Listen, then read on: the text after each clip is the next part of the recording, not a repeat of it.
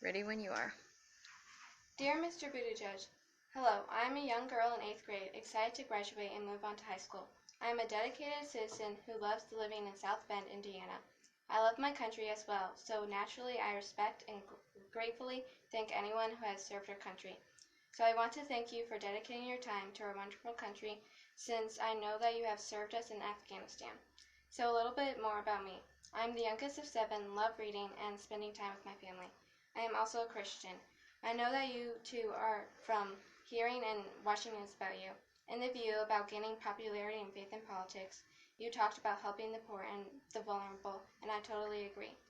I've seen a few videos about you because I'm interested in politics. There's another video of you in the view explaining why you're pro-choice. Meghan McCain asked you a question about your opinion of late-term abortion. Your answer talked about the situation. Then she gets the most perhaps devastating news of her life. We're talking about families that may have picked out a name, maybe assembling a crib, and they learn something excruciating and are faced with this terrible choice. That confused me, and multiple questions popped up into my head. Is the devastating news that the baby is differently abled, that the baby is the wrong gender, or is the terrible choice between life and abortion? If you answered yes to any of these questions, you are telling me that my brother shouldn't be alive. My brother, Nicholas, or Nicky, is an amazing person. He is a freshman in high school, is in the musical, is the vice president of the freshman student council, and achieves even more. He loves eating pretzels, watching movies, and playing drums. The one difference between him and others is that he has Down syndrome. Would this be an example of the devastating news that my mom had this difficult choice to make?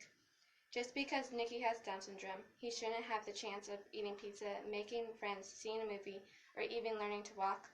I wrote earlier in this letter about how you said that we need to help the poor and vulnerable, but you are contradicting that by saying differently abled babies shouldn't have the chance of life. Nicky was vulnerable because he had Down syndrome, but for my mother, killing a child never was and never will be an option for her. Thank you for taking time out of your day to read this letter. Also, thanks for the good things you did for us as mayor of South Bend. Good luck for what comes next in your life. I hope you take something out of this letter and consider writing back. Sincerely yours, Katharine Becker.